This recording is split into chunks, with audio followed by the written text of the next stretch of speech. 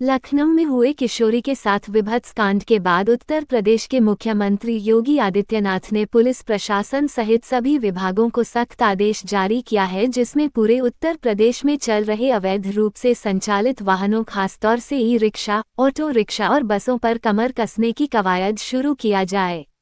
इसके बाद उत्तर प्रदेश के राजधानी लखनऊ सहित सभी जिलों में मुस्तैदी से इस आदेश का पालन होना शुरू हो गया है। इस आदेश को लेकर प्रयागराज में भी कवायद शुरू कर दी गई है, जिसके चलते शहर के विभिन्न चौराहों पर आरटीओ सहित यातायात पुलिस में चेकिंग अभियान शुरू कर दिया है, जिसमें अवैध रूप से चल रहे वाहनों को चिन्हित करना, उनके कागजात आदि का वेरिफिकेशन करना तथा अवस्थित एवं अपूर्ण कागजात वाले वाहनों को सीज करने का कार्य किया जा रहा है। इस विषय पर जानकारी देते हुए अतिरिक्त पुलिस उपायुक्त कुलदीप सिंह ने बताया कि इस विषय में एक विस्तृत योजना के तहत अवैध रूप से संचालित वाहनों का सत्यापन किया जा रहा है तथा लगातार इन वाहनों पर मॉनिटरिंग का भी कार्य किया जाएगा, जब तक ये वाहन, चाहे वही रिक्शा हो या फिर ऑटो रिक्शा या अन्य व्यावसायिक वाहन, व्यवस्थित रूप से पूर्ण कागज के साथ मार्ग पर नहीं होंगे, कब तक उन्हें किसी प्रकार के कार्य नहीं करने दिए जाएंगे। इसमें चालान करने की व्यवस्था प्रारंभिक रूप से की दी गई है एवं किसी वाहन का 3 से अधिक चालान होने पर उसे वाहन को सीज करने का भी प्रावधान रखा गया है, ताकि ऐसे अवैध वाहन दोबारा किसी प्रकार के यात्री संचालन का कार्य न कर सके। महाकुंभ 2025 में जिस तरीके से अवैध रूप से बाइकर्स और ई रिक्शा वालों ने आने वाले श्रद्धालुओं के साथ एक भयानक वसूली का जो दौर चलाया था, जिसके बाद उत्तर प्रदेश शासन हरकत में आई और इनके खिलाफ एक लगातार एक बड़ी मुहिम छेड़ के कार्रवाई की, वो काबिले तारीफ रही। इस वजह से पूरे शहर से लगभग 400 से ज़्यादा ई रिक्शे और उसी तरह से लगभग 650 से ज़्यादा बाइकर्स को जुर्माना लगाया गया या उनकी गाड़ियों को सीज किया गया। इसी तरीके से गंगानगर की बात करें तो गंगानगर में भी लगभग 200 से ज़्यादा गाड़ियों पे कार्रवाई हुई और यमुनानगर में भी लगभग 300 से ज़्यादा गाड़ियों पे कार्रवाई हुई। अब आलम यह है कि उत्तर प्रदेश सरकार ने अवैध ई रिक्शाओं पर लगाम कसने के लिए एक नई मुहिम छेड़ी है।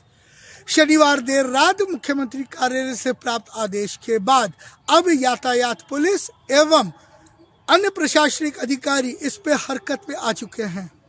उनका मानना है कि शहर में जिस तरीके से अवैध ई रिक्शे और ऑटो चल रहे हैं, उनको रोकना अब ज़रूरी हो गया है।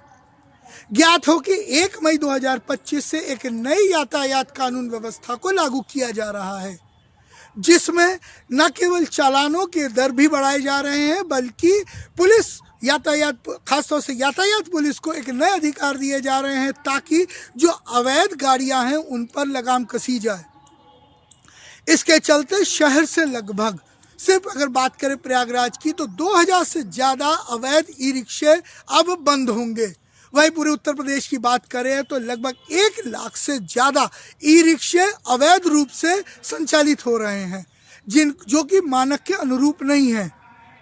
उत्तर प्रदेश सरकार के इस बड़े फैसले के बाद अब यह आलम बन रहा है कि अगले माह यानी कि अब अप्रैल के महीने में एक नई यातायात व्यवस्था के पूरे जो सुचारू तरीके से उसको एक सुसंगठित और सुचारू तरीके से उसको बनाया जाएगा। नियम और कानूनों की सर्वेक्षण किए जाएंगे और जिसके बाद अब मई के महीने से इन पर कार्रवाई होगी। इस 1 महीने में यातायात पुलिस द्वारा किस तरीके से क्या क्या तैयारियां की जाएंगी, यह अभी देखना बाकी है। लेकिन जैसे आप स्क्रीन में देख सकते हैं कि महाकुंभ 2025 में जिन 400 ई रिक्शाओं पे कार्रवाई की गई थी, उनमें से यहाँ पर लगभग 116 ई रिक्शे अभी भी खड़े हैं जिनके कोई प्रपत्र नहीं है। और ये एक ऐसे ई रिक्शे हैं जिन ई रिक्शों का अब कहीं पे कोई मालिक ढूंढने से भी नहीं मिल रहा है, क्योंकि ना तो इन ई रिक्शाओं में कोई नंबर प्लेट है और ना ही इन रिक्शाओं में के मालिकों का कोई वैध पता या ठिकाना मिल पा रहा है। चूँकि यातायात पुलिस के अधिकारों का क्षेत्र, थोड़ा दायरा जो है वो थोड़ा सीमित है, इस वजह से अभी तक यातायात पुलिस इस पर बड़ी कार्रवाइयाँ नहीं कर पा रहे थे। लेकिन 1 मई 2025 से लागू होने वाले नए अधिनियम के तहत अब यातायात पुलिस के पास भी कुछ बड़े अधिकार प्राप्त होंगे। ये अधिकार क्या होंगे यह तो माह के अंत तक पता चल जाएगा।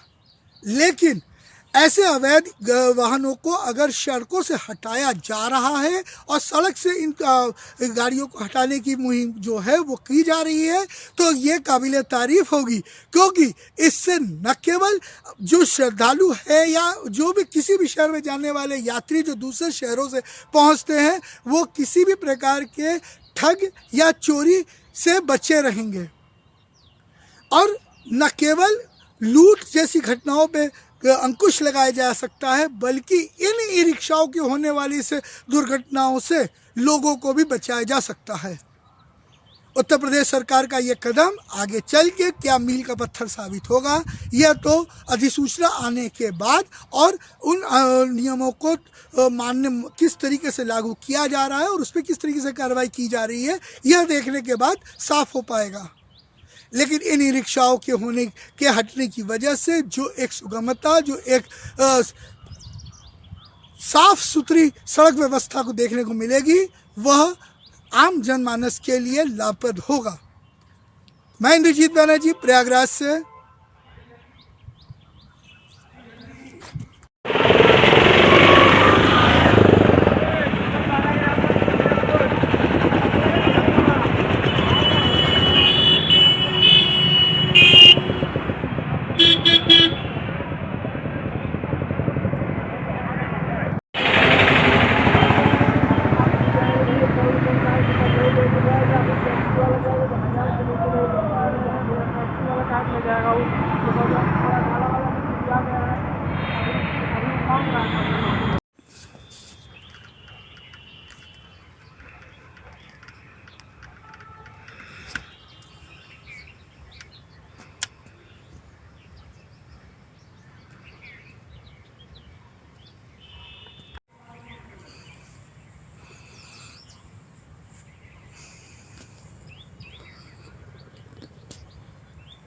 अपने उससे नहीं, इसमें नंबर था ही नहीं।